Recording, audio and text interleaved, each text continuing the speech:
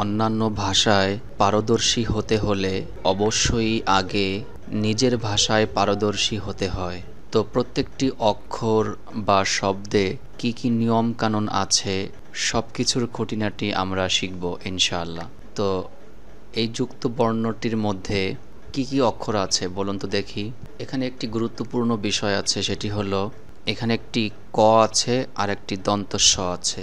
তো এখানে কর সাথে মনে হচ্ছে একটি র ফলা আছে, এটা কিন্তু র ফলা না, এটা হলো দন্ত স।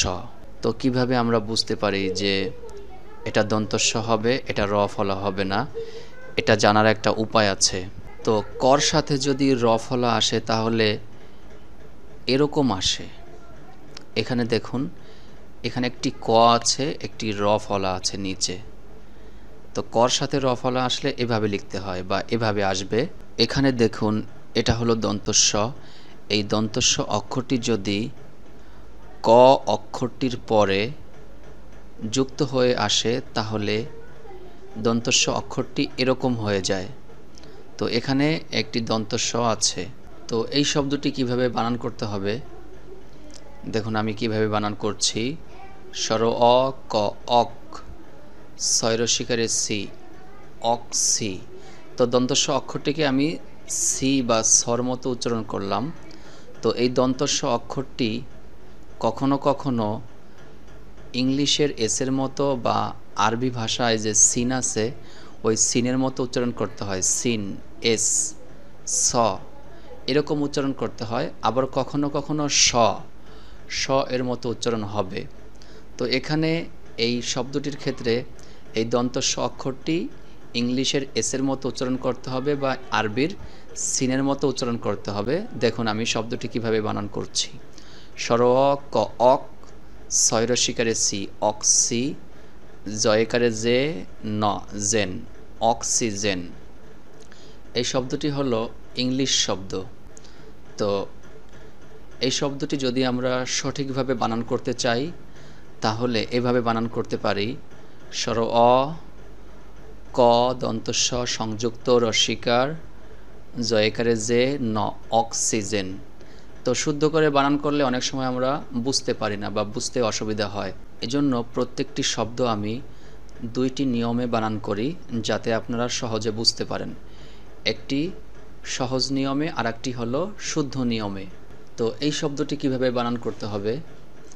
ট জফলা আকার ক দন্ত স, ট্যাক্স। শব্দটি হবে ট্যাক্স।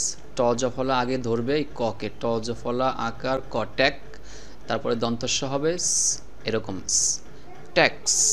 এখানে যদি শব্দটি আপনি এভাবে বলেন ট্যাক্স তাহলে কিন্তু হবে না। দন্তস্ব কিন্তু এখানে স্বরমতো হবে না, এখানে স্বরমতো হবে। এই শব্দটি আবার ভিন্ন। এই শব্দটি আর এই শব্দটি, এখানে এই শব্দটি কিভাবে বানান করতে হয়। ব আকার ক দন্তস্ব, বাক্স। এখানে আবার আগের দুইটি শব্দ যেভাবে আমরা বানান করেছি ওইভাবে উচ্চারণ করলে হবে না। এই শব্দটি দন্তস্ব স্বরমতোই হবে। বয়াকারে বা ক দন্তস্ব, বাক্স। এখানে আবার যদি আপনি বলেন বাক্স তাহলে হবে না। এই শব্দটি র রসিকার ক, রিক, দন্তস্ব আকার, রিকশা। শব্দটি আমরা এভাবেও বানান করতে পারি। র রসিকার ক দন্তস্ব সংযুক্ত আকার, রিকশা। তো এই লাইনটি আমরা এখন রিডিং পড়ব। অক্সিজেন, ট্যাক্স, বাক্স, রিকশা। এই যুক্ত বর্ণটির মধ্যে এখানে উপরে একটি ক আছে, নিচে একটি র ফলা আছে। তো এই বর্ণটি দিয়ে আমরা এখানে কিছু শব্দ পড়ব, তাহলে আমরা এই বর্ণটির ব্যবহার বুঝতে পারব। তো এখানে এই শব্দটি কিভাবে আমি বানান করছি দেখুন। ক রফলা ম রসিকার ক, ক্রমিক। শব্দটি আমরা এভাবেও বলতে পারি ক রফলা ময় রসিকারে মি ক, ক্রমিক। এটা হবে ক্র, এটা হবে মি ক, মিক, ক্রমিক। সরেয়া ক রফলা আকার ন ত সংযুক্ত, আক্রান্ত। এখানে সরেয়া ধরবে ক কে, উপরে একটি ক আছে, এখানে যে একটি ক আছে দেখতে মনে হচ্ছে না, কিন্তু একটি ক আছে কিন্তু। তো সরেয়া অক্ষরটি প্রথমে উপরের ক অক্ষরটিকে ধরবে, তারপরে একটা র ফলা আছে, এই র ফলা থেকে আমরা র অক্ষরটি পাই, এই র ধরবে পরে এই নকে। তো সরেয়া ক আক, র আকার ন রান, ত আছে ত, আক্রান্ত উচ্চারণ করতে হবে আক্রান্ত, আক্রান্ত। এই শব্দটি কিভাবে বানান করতে হয়? দন্ত স অনেশ্বর সং, করফলা আকার ক্রা, সংক্রা ম ক মক, সংক্রামক, সংক্রামক। ক্রমিক, আক্রান্ত, সংক্রামক, সংক্রামক। এই বর্ণটির মধ্যে একটি ত আছে, একটি র ফলা আছে। তো এখানে যে একটি ত আছে দেখতে মনে হচ্ছে না, কিন্তু একটি ত কিন্তু এখানে আছে। তো এই বর্ণটি দিয়ে আমরা এখানে শব্দ তৈরি করব। তো এখানে ত আছে, র আছে, কিভাবে বুঝবেন? যদি উপরে মাত্রা থাকে তাহলে বুঝতে হবে যে এখানে একটি ত আছে, একটি র ফলা আছে। আর যদি উপরে মাত্রা না থাকতো তাহলে স্বরবর্ণ এ হইতো। স্বরবর্ণ এ আছে না, উপরে মাত্রা না থাকিলে আমাদেরকে এ বলতে হবে। আর যদি উপরে মাত্রা থাকে বা স্লিপিং লাইন থাকে, স্ট্রেইট লাইন, তাহলে আমরা একটি ত বলবো, তর নিচে একটি র ফলা আছে, এটা বলবো, তাহলে ভুল হবে না। তো ত র ফলা এটা দিয়ে আমরা এখানে শব্দ তৈরি করব। গণপ্রজাতন্ত্রী, এখানে শব্দটির সঠিক উচ্চারণ হবে গণপ্রজাতন্ত্রী। গ মূর্ধন্য ন, গণ, পরফলা জয়াকারে যা, প্রজা, গণপ্রজা, তন ন তন, তরফলা দীর্ঘিকার ত্রি, তন্ত্রী। তো এখানে তন ন তন, তারপরে বলেছি তরফলা দীর্ঘিকার ত্রি, তন্ত্রী। তো এভাবেও বলতে পারেন, বা শুদ্ধ করে বলতে চাইলে এভাবে বলতে পারেন ত ন তরফলা সংযুক্ত দীর্ঘিকার। এভাবে বললে বানান শুদ্ধ হয়, কিন্তু আমাদের বুঝতে অসুবিধা হয়। এজন্য আমি দুইটি নিয়মে সবসময় বলি, যাতে আপনারা বুঝতেও পারেন, শুদ্ধটাও পড়তে পারেন। তো শব্দটি হবে গণপ্রজাতন্ত্রী। এই শব্দটি কিভাবে বানান করতে হয়? দন্তস্ব অনেশ্বর সং, বয়াকার বাদ দবাদ, সংবাদ, প তরফলা পত্র, সংবাদপত্র। এই শব্দটি ম আকার তরফলা মাত্র, মাত্র। তো এই লাইনটি আমরা এখন রিডিং পড়ব।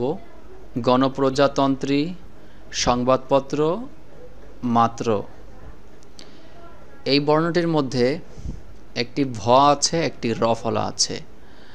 তো এই বর্ণটি দিয়ে আমরা এখানে যদি শব্দ তৈরি করি বা শব্দগুলো পড়ি, তাহলে আমাদের বুঝতে সুবিধা হবে, বা এগুলো কিভাবে পড়তে হয় এটা আমি বলছি। তো এই শব্দটি দেখুন আমি কিভাবে বানান করি। ভরফলা আকার ভ্রা, তৈরিত্রি ত, তৃত। এই তৈরিত্রি ধরবে এই ত অক্ষরটিকে, তৃত। এখানে আরও একটি ত উচ্চারণ করতে হবে।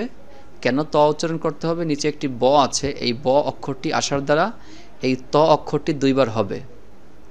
তো এই শব্দটির মধ্যে টোটাল ত অক্ষর আছে তিনটা, একটা, দুইটা, তিনটা। এখানে দুইটা আছে আর এখানে একটি আছে।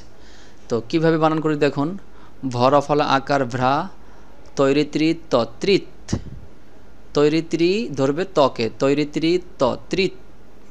আরও একটি ত, তৃত ত, কিন্তু শব্দটি হবে ভ্রাতৃত্ব। ভ্রাতৃত্ব লেখা, উচ্চারণ করতে হবে ভ্রাতৃত্ব, ভ্রাতৃত্ব। শব্দটি হবে ভ্রাতৃত্ব। এই শব্দটি কিভাবে বানান করতে হয় দেখুন, আপনি বানান করতে পারেন কিনা আমার আগে।